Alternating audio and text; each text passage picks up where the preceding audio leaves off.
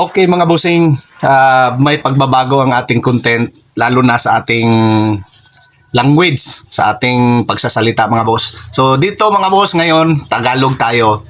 Kasi ito mga bossing, i-upload ko sa aking EQYTC na aking YouTube. Nalilito ako mga bossing, nalilito ako kung ano na yung step na gagawin ko nito.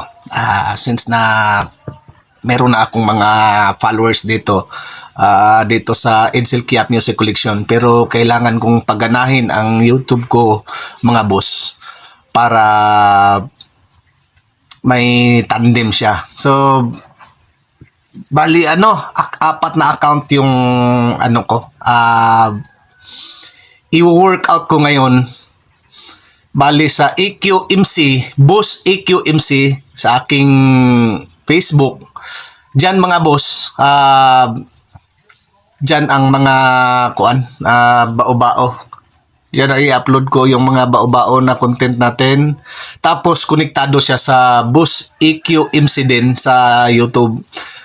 So mga bossing, pasensya na kailangan kong gawin to kasi itong account na to ay may mga violation sa Edsel Kiap Music Collection, no? Kailangan kong gawin to mga boss.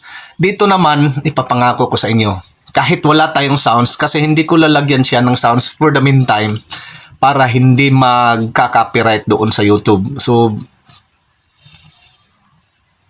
kagabi nag-upload ako ng reels, pero dapat sana mga boss doon ko ina-upload yon sa EQMC. So sabi ng kuan ko mga boss, sabi ng partner ko, sabi niya na ipagpatuloy ko raw yung pagbibisaya, para naman may kaibahan ng konti. Kasi ito naman ang i-upload ko dito mga bossing, more on tutorial tayo, at saka yung hilig natin. So yung hilig ko, yung passion ko sa pagtatanim, pag-farming. So dito ko pati yung kung anong kaganapan dito sa buhay namin. So kailangan nating Tagalog para may mga wide audience tayo, since na may nagko-comment nga. So hindi naman yun yung pinaka-rason ko talaga na masunod siya. Pero since na yung sa YouTube ko, sa EQYTC na ikukunik ko dito sa ating Facebook, naka-Tagalog na start ko na Tagalog ko doon, nagtatagalog ako doon. So nag-upload ako ng maraming videos doon na nagbibisaya ako, pero hindi nag-workout since nga yung nasimulan nga doon ay followers natin ay mga Tagalog na. So ito naman, tayo namang mga Bisaya mga bossing, kahit na hindi tayo nakapag-aral, kahit sabihin natin na hindi nagka-grade 1 mga boss, nakakaintindi naman tayo ng Tagalog. So hindi maano sa atin yung pagtatagalog mga boss, kasi malimit tayong nakakapanood ng TV, at saka nakakaintindi talaga tayo, maliban na lang sa mga Tagalog dyan na hindi makaintindi ng Bisaya. So ito, gagawin ko ito mga bossing, medyo labag sa aking kalooban mga bossing, na doon kasi ito mga past contents kasi natin, mga content natin kasi dati na nabo-voice out ko lahat ng gusto ko mga boss, na nasasabi ko sa pamamaraan ng ating lingwahe sa pagbibisaya mga bossing. So ito, ngayong araw na to pala, iba-vlog ko pala mga bossing yung bahay ko, ipapakita ko. So mga bossing, ito yung update ng aking bahay. So pupuntahan natin. So ito pala ay daan ito, hindi ko pa nalinisan.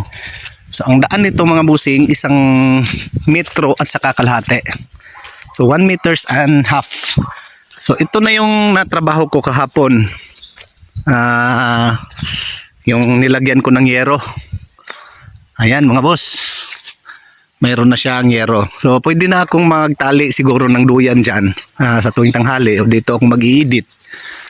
Dito bali sa aking kuan sa ilalim.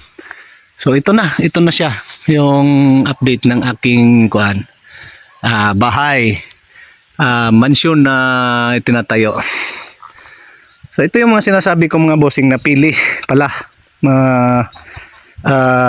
sa Bicol pa namin kinukuha. Yung kay Sir Borby Santos. Ayan oh. Yan, almond nuts yan. So yan no, may kaibahan yung ano natin ngayon. Iba kasi mga bossing kung nagbibisaya tayo kasi mabu-voice out natin kung ano yung gustong sabihin natin. Hindi katulad sa magtatagalog tayo na mag-iisip pa tayo kung ano yung Tagalog sa sasabihin natin mga boss. Pero sana masanay kayo sa aking pagsasalita dito, pananalita pala. So ito ay balkon. Yan makikita nyo mga boss na hindi pa yan naka straight. So hindi talaga yan straight mga boss kasi ang design ko niyan, hahanapan ko siya ng kahoy na gumaganon siya, yung pabaliko mga boss, pabawog ba. So ayan, pali dito lalagyan ko pa yan ng parang ganyan para lalagyan ng sapatos kasi sa hagdanan kasi mga boss dapat kasi tatlong hakbang lang. So pang tatlo yung lalagyan ng sapatos na parang pang-apat pa nga yung ano. Hindi kasi pwede sa mga hagdanan mga boss, hindi siya pwede sa yung apat. So parang sa Bisaya pa mga boss, bungkig dapat. 3, 5, 7, mga ganon mga bossing. So yun mga bossing, hanggang doon pa yan. So lalagyan ko pa yan ng upuan dyan. Bali paikot ang upuan nito, maliban lang dito sa pag-akyat natin. So dito, ito ay yung abalahan ko kahapon. So medyo nag-uol yung mga boss, yung tawag sa nag-uol sa Tagalog. Medyo nalungkot ako. Nalungkot ako mga boss kasi ito ay hindi pa namin alam kung saan namin kukuhain yung pang ano namin mga boss, pang-hero namin mga boss, since na tayo sa ating monetization.